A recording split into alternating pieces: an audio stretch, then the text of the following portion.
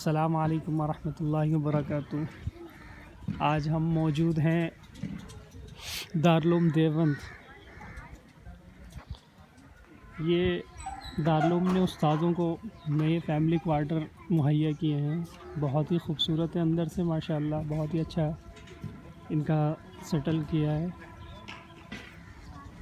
ہم یہاں قاری اکرام صاحب استاذ دارالعلوم دیوبند کے صاحبزادے محمد کا قرآن کریم کی تکمیل ہے، اسی کے فنکشن میں ہمیں آنا ہوا ہے۔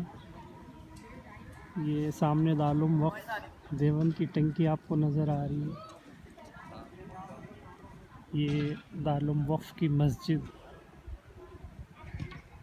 سامنے آپ کو نظر آ رہی ہوگی، کافی خوبصورتی کے ساتھ اس کو بنایا گیا ہے۔ ابھی اندر جانا نہیں ہوا ہے، انشاءاللہ جائیں گے تو پھر وہاں کی کورنگ کریں گے، پھر آپ کو دکھائیں گے۔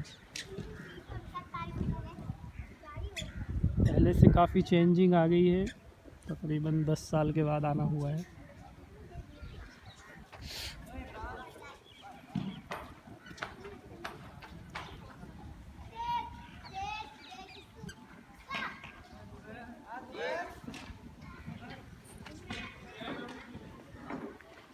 کھانے کی تیاری چل رہی ہے۔